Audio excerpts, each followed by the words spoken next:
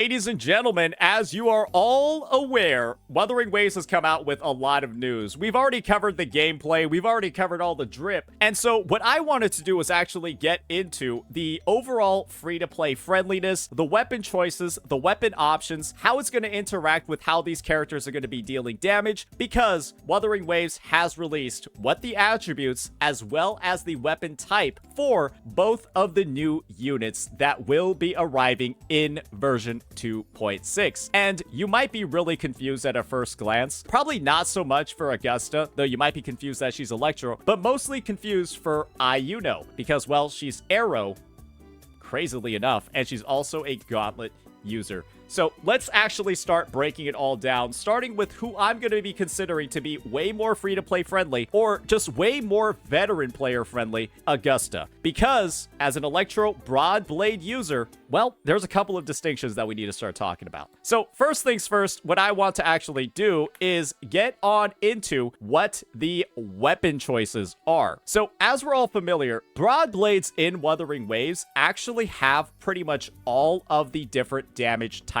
covered. Lupa is the most recent one that has taken center stage, and she is a liberation focused, well, more like a hybrid DPS support sort of unit, but she has the liberation damage over here on her Wildfire mark. We're talking about weapon choices at the moment, and when it comes to the Broadblade, well, you've got pretty much every single damage type covered except for basic attacks, because Jancy's weapon, Ages of Harvest, gives resonance skill damage, and then Jion's weapon gives heavy attack. And so kind of just looking at all of this stuff at like a baseline, depending on the damage type that this unit is, unless she is a basic attack focused Broadblade user, there will be some weapon that to some degree is going to give her a damage bonus. But in the one scenario where she is a basic attack focused user, you'll still have the BP weapon, Autumn Trace, that's going to directly synergize with basic attack damage and still give you some sort of attack buff along the way. Unfortunately, when it comes to the standard weapon that's going to be available over here, Lustrous Razor, I've actually pulled myself a copy so I can do some testing with it. This is probably going to be the least flexible option, unless she is a Resonance Liberation damage dealer, but you do have to activate your skill multiple times, and from the gameplay that we've seen, it doesn't look like Augusta has that overall capability. I might be wrong about that though. So I would just say, as a whole, Augusta does feel like she is going to be pretty free-to-play friendly if you've gone ahead and you've managed to pull at least one of these weapons, or you have like the BP, free-to-play or low spender. For pure free-to-play, maybe not as much, but as a low spender, definitely. I'm just hoping that she is one of the existing damage types. I hope she isn't a basic attack, because with the baseline foundation that we already have in the game, I'm honestly of the opinion that we could use more characters that can actually share signature weapons and feel really, really, really good using one from a different unit. Because I think from some of the past character releases that we've had, it's felt a little bit more constrained from that regard, especially with characters like Frolova, where String Master is kind of like the main option, but then it's still like a bit of a bigger gap compared to some of the prior ones. We'll just have to see what Kuro Games feels like doing from there. Now, let's get into a little bit of a description. Let's start thinking about her attribute type of Electro. And I've covered a little bit of this in the drip marketing already, but I'm personally of the opinion that Augusta being Electro is a bit of a miss from the buffing department. And I feel like she is going to have a bit of a struggle finding a team when she does release before Iuno, because the only character in the game right now that has any buffing potential at all for Electro is Yinlin. Electro kind of is, in my opinion, the most unsupported attribute in this game. The reason that I say that is because for pretty much every other attribute, you have some sort of more general buff that's going to be available. Think about something like Arrow, right? They've got Alto over here, who just has like a general attribute damage buff, right, to arrow damage. You've got characters like Dan Jin, who are just general attribute damage buffs to Havoc on their outro skill. And then you even have, for Spectro, units like Spectro Rover, who are 100% absolutely completely free, and they've got built in spectro-resistant shred in their kit. The only other unit that buffs electro damage in this game, other than Yinlin, is... Let's just take a look over here. Where is he? It's been a long time. It's Calcaro on their S4. That is the only other unit that directly interacts with electro. So... it's a bit of a rough situation over here. When it comes to the typing, Augusta is being introduced into an attribute that might be the actual worst in the game. And the only person that directly buffs it via outro skill also has a buff to liberation damage. And this is my take. I don't think Kuro Games is going to power creep Zhang Liao or have a competing DPS for Zhang Liao in the liberation department, so I don't think you're going to get too much value out of this one.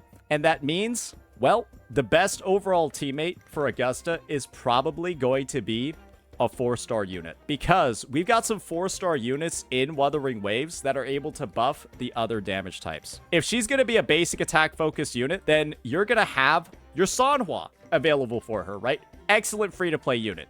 If she's a heavy attack focused unit, you're going to have the Mortifi available for you. Another pretty solid free-to-play unit. And if she's Resonant Skill, well, you also got Tao Chi and you also got Lumi. With both of them, you know, at least at this point in the game, being a little bit more relatively free-to-play friendly. So it's both like an advantage and a curse, the whole situation that we're seeing with Augusta over here. I would say on the weapon side, especially with all the past signatures, she's looking pretty damn good. Assuming you've pulled a couple of the other ones in the past. But if you haven't pulled any of the signature weapons, at least you should be covered on the damage typing side. Because she should be, unless she's a Liberation Electro-focused character like Zhang Liao, she should be covered by one of the other 4-star units. So that's that for Augusta. Free-to-play friendly in some ways, really free-to-play friendly in other ways if my predictions are correct, but kind of limited on the weapon side just because of how constrained the standard Rod Blade is. So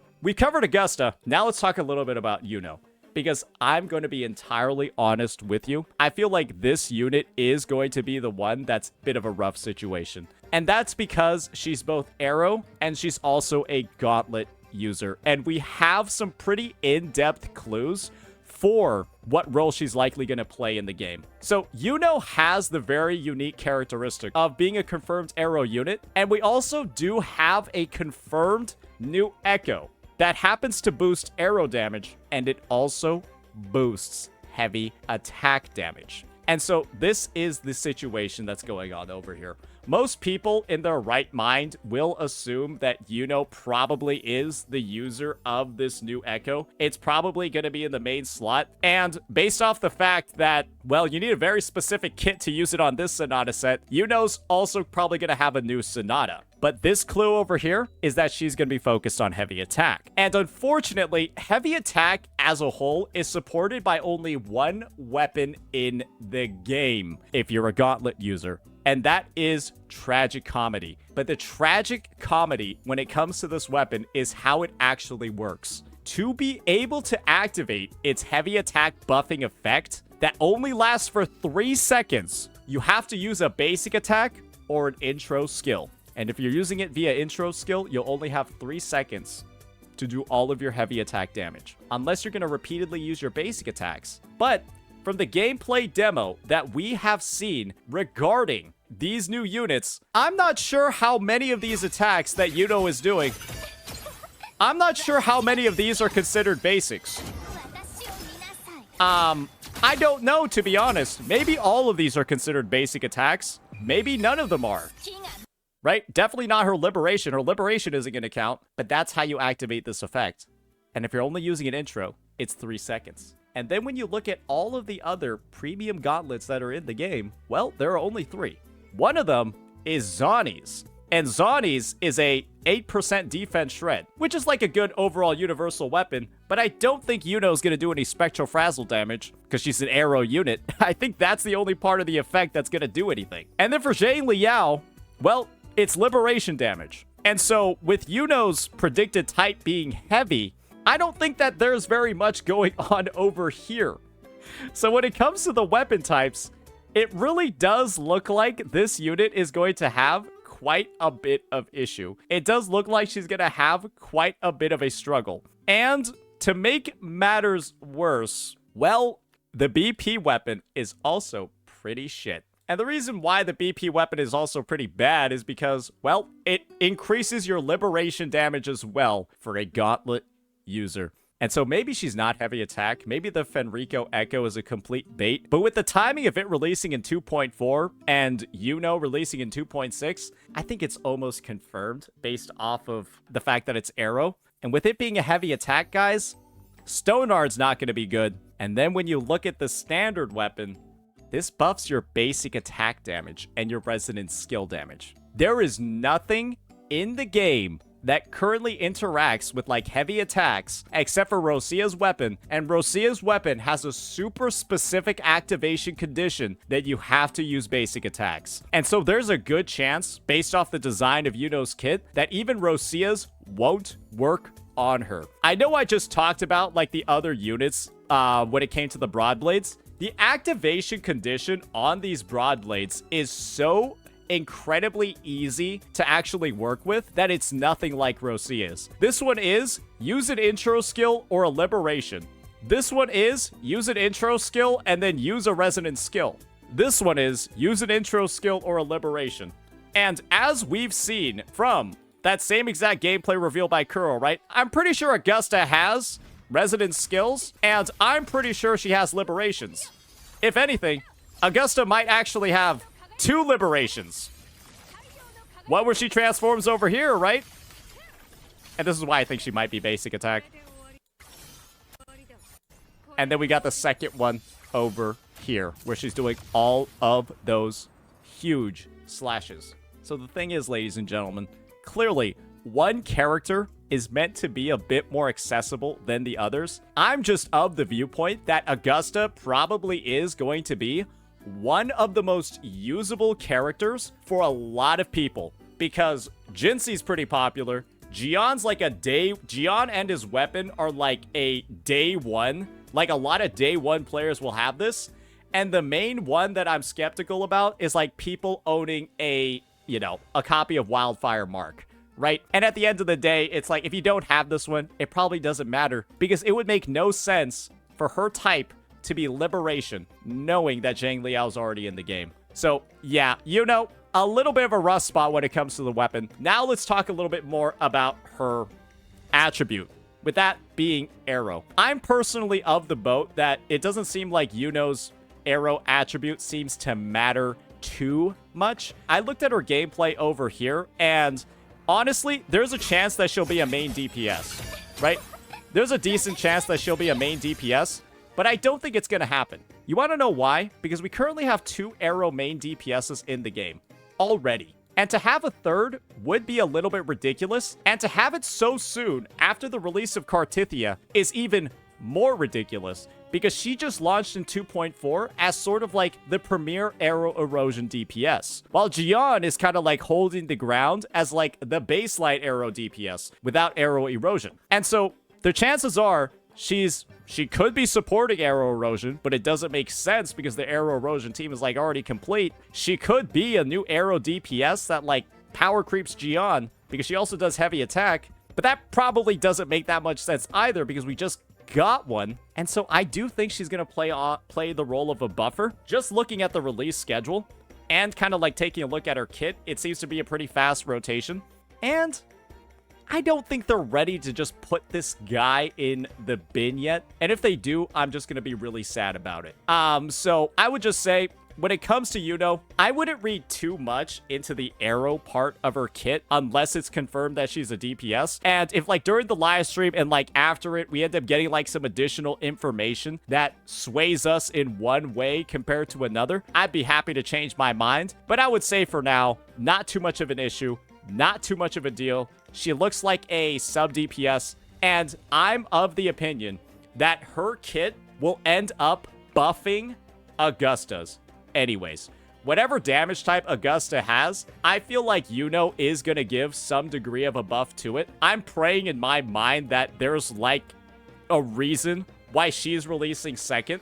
She's the DPS. Most people pull her. And then she's the sub DPS that can come in and then give her additional buffing. Because from what I'm seeing, Augusta doesn't really have a premium buffer on the roster currently. And so maybe she'll be the one. So that's my take on the whole Arrow thing. That's my take on the whole Fenrico Echo situation. We just got to see what the new Sonata sets are.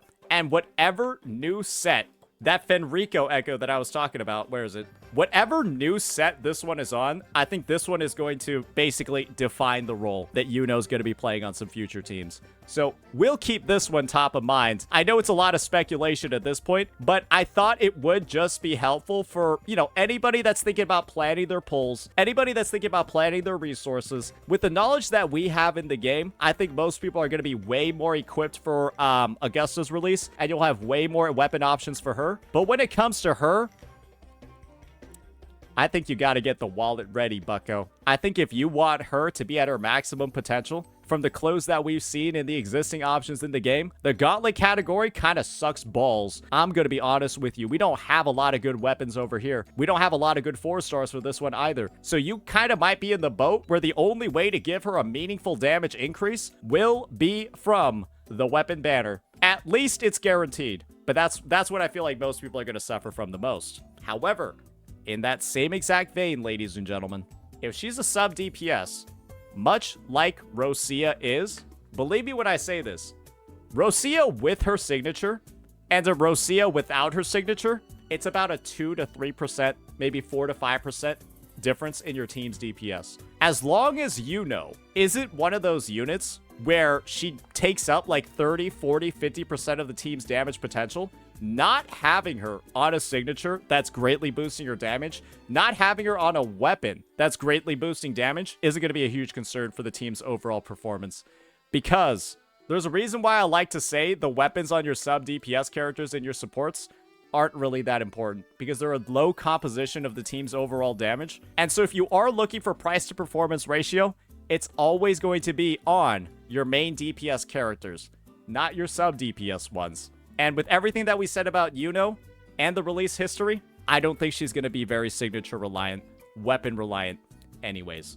But we'll revisit all of this as information gets revealed. When it comes to the overall free-to-play, low-spender, budget friendliness of these two units, I'm going to have to put Augusta on the top, because I think she's a great pick for people that maybe haven't pulled Zhang Li out, didn't get that free copy, started a little bit later in 2.0, and are looking for an Electro DPS. And when it comes to Iuno, her free-to-play friendliness is going to depend on the nature of her kit and whether or not her weapon really does much to her team's overall performance. Because if she is a sub DPS, she might just be low-budget, spender, player-friendly, because they don't really need their weapons. So yeah, that'll be the take for now. I'll just say, if you like the kit, you like the gameplay reveals, you like everything that you saw, just get ready to save anyway, buddy, because 2.6 is going to drain everybody dry. So yeah, that'll be that for this one. Let me know what you all think. Peace.